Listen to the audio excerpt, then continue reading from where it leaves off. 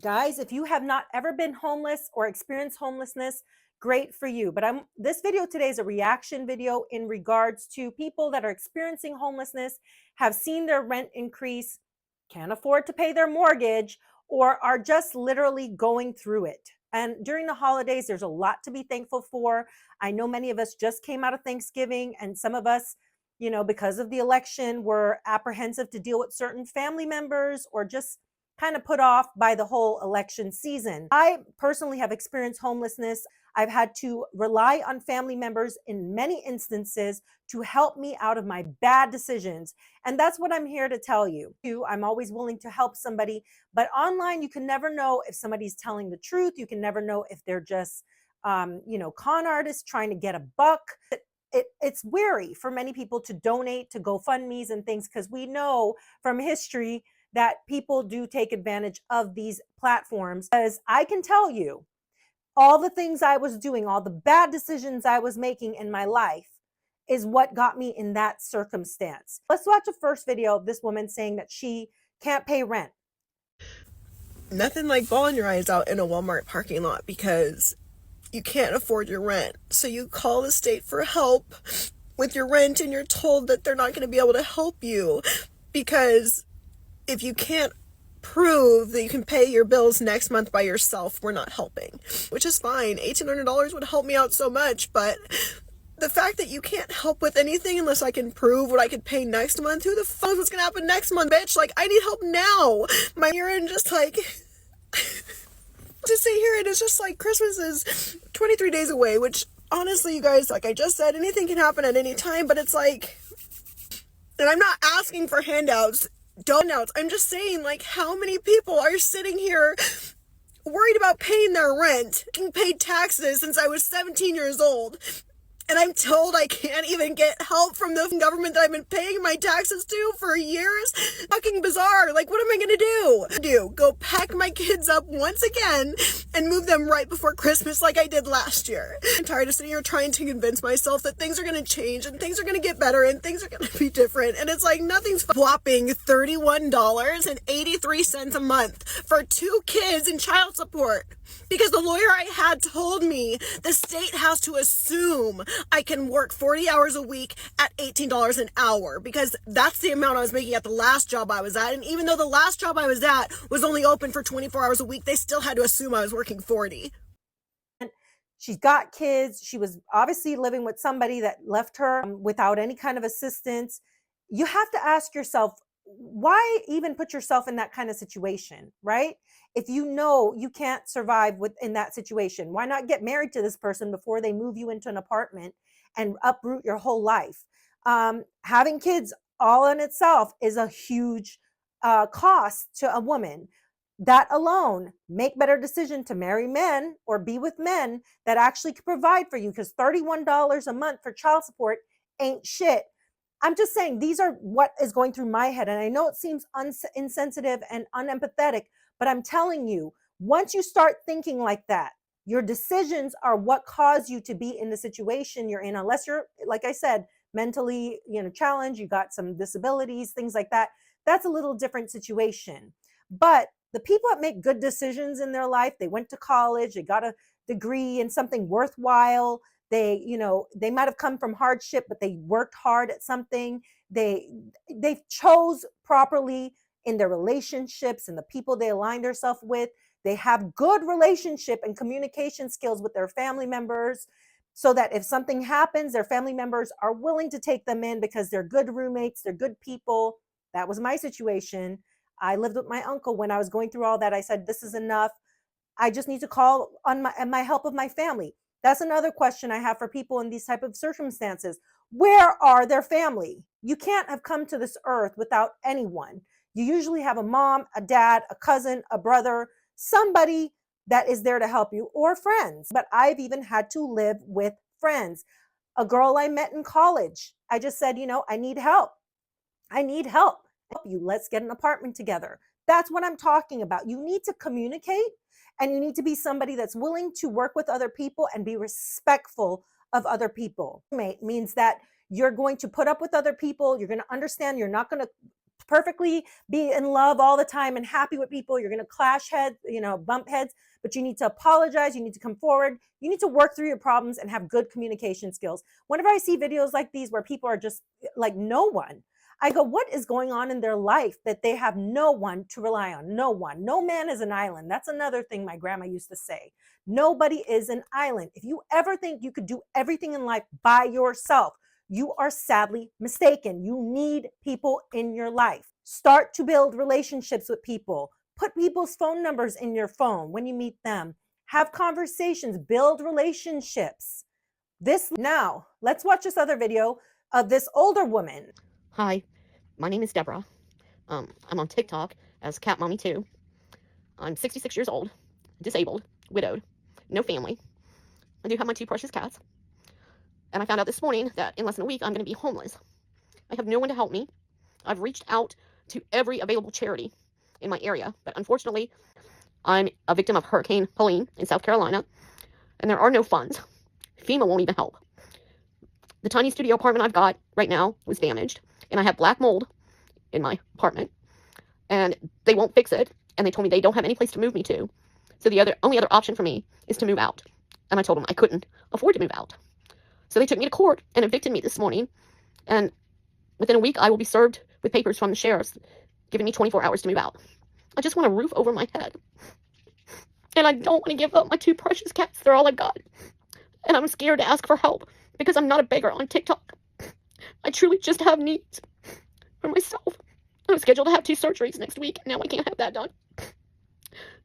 So I don't know how to ask for help. I've never done this before. I'm not trying to be harsh here or insensitive to her situation because, hell, if something happened to my own husband, I guarantee I would be shit out of luck. I rely on my family members for a lot, but I realize I cannot be distant from them. I cannot be like, I'm going to shun this person or that person, because guess what? They're going to be the people that are showing up at my funeral. They're going to be the people that say, oh my God, she's hurt. Let's go help her. Or show up by her bedside. I don't know where these people are in the world that are living like, where they have absolutely no one. But it reminds me of the people that you see in the neighborhood that as soon as they see you drive up, they close their door, they shut their door, they lock their door, they don't want to talk to you. I mean, I see these people all the time. They shut their door, they don't say hi to me. And the ones that do, the ones that share food with me, I share food with them. We plant things, we share things. Those are the people that if there was a pandemic like what happened, they're the ones showing up for you. I remember during the pandemic, one of my friends literally sent me boxes of toilet paper, food, canned food, face mask. I had friends sew me face masks. 2 of my girlfriends sewed face masks for my kids and I and mailed it to me. This is the kind of relationships and the kind of camaraderie, or this is what you need in life. There's a lot of these stories, and I do feel like it is up to our government, because that's what we pay taxes for, to help these people. Because why would we be paying taxes otherwise, other than to help people in our society that really need it? Like when I was going through my hardship, right?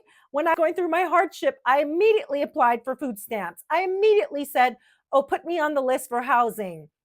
Even though that wasn't my big plan to be on that forever, and I wasn't there just for a short time, the fact remains is I wanted to know that at least my mom and all the people paying taxes, if I'm falling on hardships, I don't need to go knock on my mom's door and be like, donate this much money for me.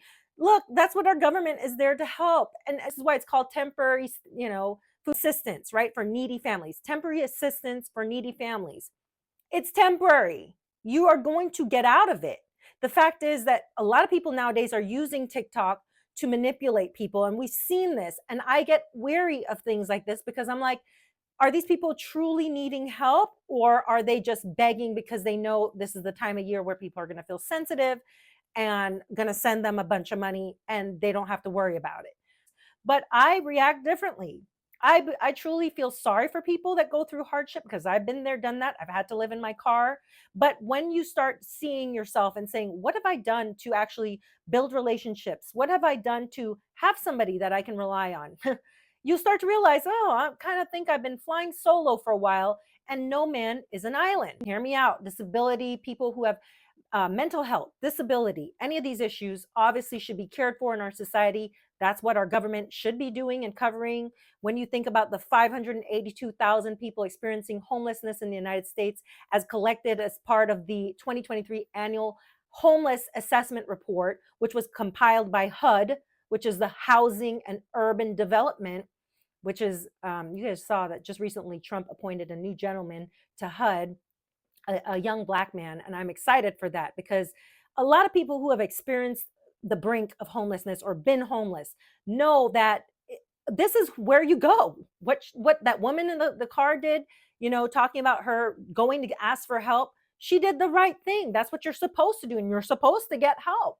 When I think of America right now and all the money going overseas, going to other people, going to illegals, going to all that, we should not be experiencing that here in this country. This is a rich country still with lots of resources, or they wouldn't have billions of dollars to send overseas. No one should be experiencing this at all. Not at the woman's age at 63, not at her age. She looks like she's in her 30s or whatever. You shouldn't be experiencing that. And obviously homelessness is driven by a lot of complex issues. It's not just something that's just like a one size fits all. You just made bad decisions. Sometimes the affordable housing is a huge part of it. When I was in college, one of the things I really wanted to solve was homelessness, especially for single mothers, because I experienced this. And I remember the essay I wrote for the Harvard Business, I did win the grant, I did the scholarship. And they told me what I wrote was extremely good and heartfelt, and I should continue with it. Who knows? Maybe one day I will consider opening a shelter for women who have been victim of domestic violence or women and children. I truly believe that women and children should not be in this situation. If that person couldn't help that woman in that video, she should be ashamed of herself, or he should be ashamed of himself. It's utterly ridiculous. Most people that are going through homelessness will tell you the hardest part is actually qualifying. Even right now in America, the cost of living, right? To be considered, I guess, on the poverty, low end of poverty is all right. So the poverty line for the annual income for one person in America, a household size of one, an annual income of 15,240 to qualify, right? This is to qualify for things like Medicaid, food stamps. I'm just like, what? So obviously, when I was on this, the poverty line must have been like 8,000 annually. Like, who's living on 8,000 annually? Okay, so they basically want you broke. And it's just ridiculous because nobody is going to be at that level. I'm sure there's people that lie about this all the time just to get the help that they need. I'm going to tell you guys straight up, America really needs to fix its poverty issue. We don't pay taxes to not help our brethren. We pay taxes so that if you do fall on hardship, you're going to get the help. Not for that money to go to illegal immigrants, not for that money to go to people who aren't even from here. I don't want to say any more on this because I don't want you guys to think I'm being like just heartless. But guys, make better decisions. If you enjoyed this content today, or you just like these type of conversations, be sure to hit the subscribe button. Let's make 2025 a great year together. And I'd love for you guys to help my community grow. I do respond to as many comments as possible here and on TikTok. And remember, as always, think for yourself and have a great day.